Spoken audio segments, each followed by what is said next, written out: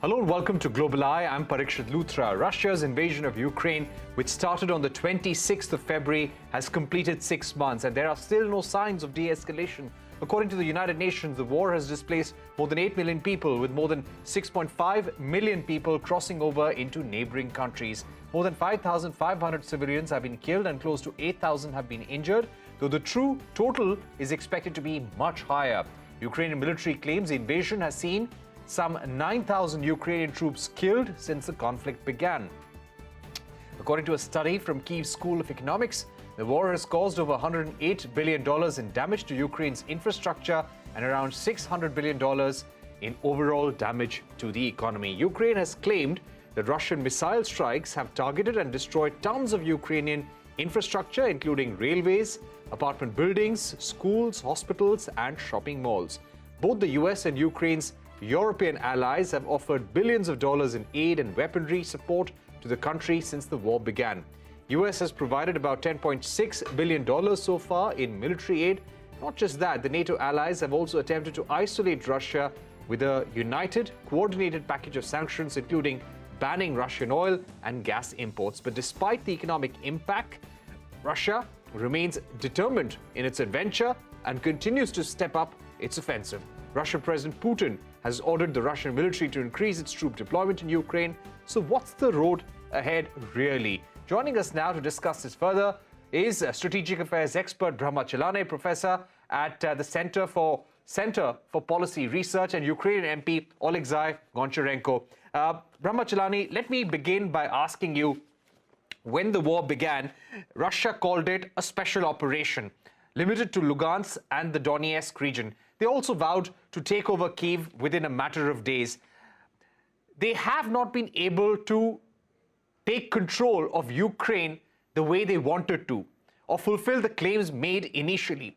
Where do we stand in the war as of now, and how do you think this is going to progress in the months to come? When we think of a war, we think of a victor and a loser. But in this war, there will be no victor, there will be only losers. And the losers will include the Western camp. The West set out to achieve two goals: a resounding defeat of Russia on the battlefield and undermining the Russian economy through unprecedented sanctions. Both those goals today look really distant. So for all sides, for Ukraine in particular, which is suffering devastating destruction, but even for Russia, the costs have been immense. For all sides, this war is going to be a lose-lose proposition. And I think the longer this war continues, the greater the devastation in Ukraine, and also the greater will be the costs for the West.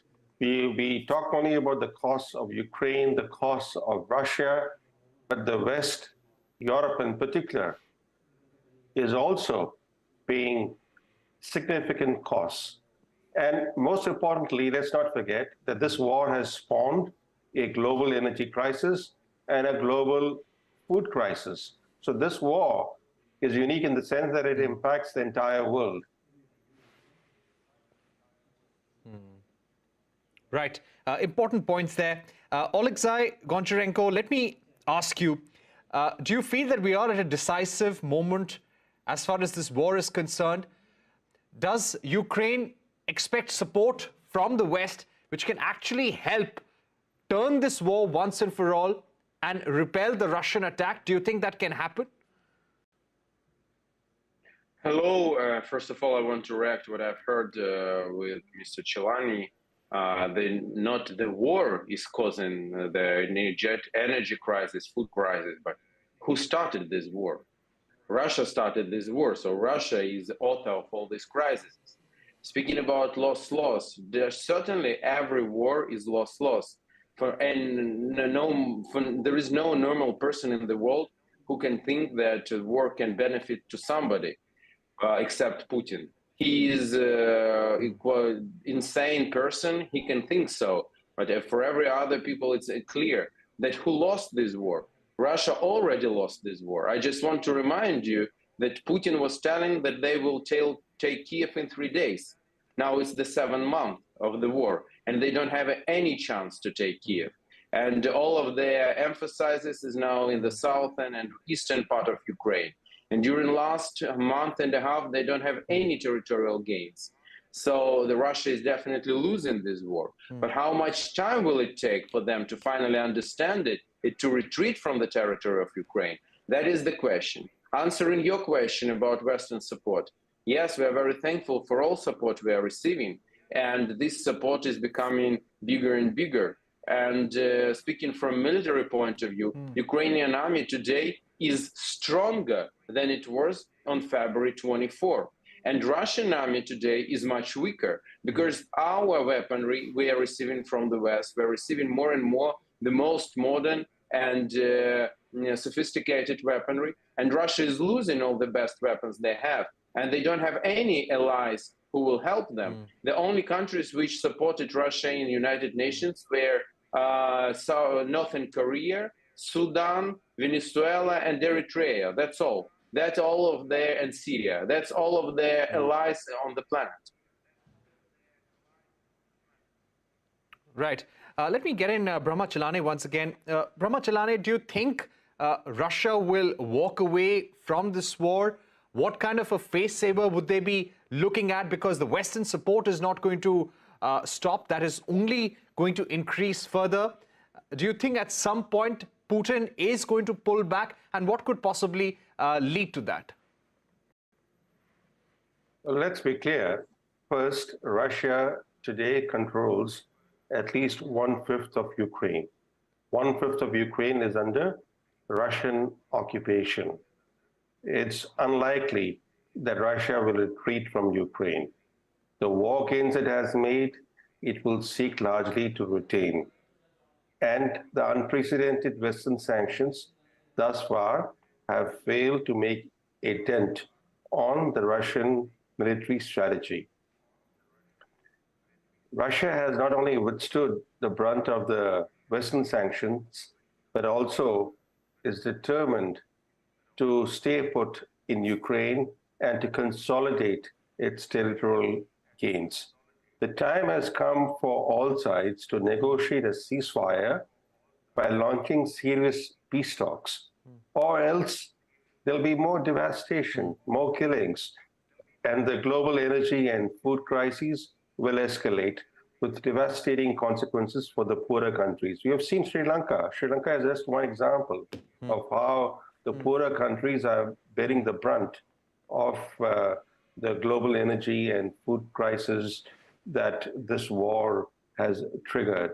And then there are these larger issues. For example, as the former British Prime Minister Tony Blair has pointed out, the world today is at a turning point in history. And the Ukraine war shows that the West's dominance is coming to an end. Unfortunately, this wholly punitive approach that the West has adopted toward Russia is only strengthening Putin's grip on power at home and driving Russia and China closer together. A Russia-China strategic axis is something that works against Western interests, especially American interests. So for American policy to drive Russia and China closer together is actually undermining America's own long-term interests. Right. Oleksiy, Goncharenko, let me get you in at this point. How badly has the Ukrainian economy been hit over the last 6 months? And from a Ukrainian point of view, the Russian goals have not been achieved. But what kind of a compromise or what kind of a solution would be all right to the Ukrainian political setup, the Ukrainian people, the Ukrainian government? Are they still sticking to the fact that Russia must retreat completely before any negotiations would be successful? Speaking about economy, certainly Ukrainian economy is suffering badly. It's hard to predict, but we will lose until the end of the year probably near 1/3 of our economy. That is estimations, and definitely that is very difficult. Speaking about what is acceptable and not acceptable for us. When I hear about negotiations, Ukraine is ready for negotiations today, but about what? Negotiations about concession of our territories? No, we will never go to these negotiations. We're not interested in these negotiations. We can't leave our people. We can't leave millions of Ukrainians under occupation because Russia is committing genocide against them, killing, raping, destroying everything on the occupied territories. We can't do this. If to speak about when Russia will retreat, at least to the positions on February 24, we're ready to speak about it today. No problems to speak about it. But speaking about, I'm on Indian channel, and I want to address to Indian viewers and ask them, do they think that international order should work? Do they think that international law should work? All bigger country, big and aggressive country can attack its neighbor and take whatever it wants. Because if Putin would be successful in any way, if Ukraine would agree for any territorial concessions, it will mean that this is the way to change borders, to solve the conflicts. It's just to attack and to destroy and to kill. That would be a very bad example for the whole planet, and the results will fill people throughout the whole planet. So I'm sure that in interest of any person on the planet is that international law should be restored. And international law is Ukrainian territory in its boundaries, which we have, in which we are accepted by Russia.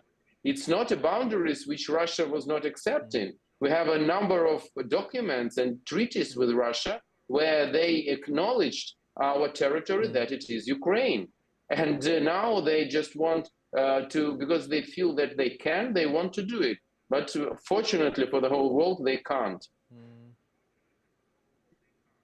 Right, right. Important points there. Let me go back to Brahma, Chellaney. Brahma, Chellaney, just yesterday we saw India for the first time voting against Russia at a UNSC vote. This was procedural. This was in the context of Volodymyr Zelensky addressing the UNSC. Russia had, of course, voted against the proposal. How do you see India's stance there? Do you think we should not be reading too much about the stand that India took in this case? Well, much of the world has taken a neutral stance. If you look at all the major non-Western democracies, and India is only one of them, all of them have chosen the path of neutrality. But there are larger issues that are weighing on the minds of policymakers in the developing world in particular, but in the non-Western world as a whole. The US military aid to Ukraine averages more than $160 million a day. It dwarfs annual US aid to any other country, including Afghanistan at the height of the US war there. And just a couple of days ago, President Biden announced almost $3 billion in additional American military aid to Ukraine. The question is, will this be an endless war? Because the Americans are sinking more and more military aid into Ukraine. The Russians seem determined to consolidate their war gains. And the consequences of this war are being felt across the world. So given those realities and given the impacts on the poorer countries, the time has come for international diplomacy to begin looking for ways to end this war.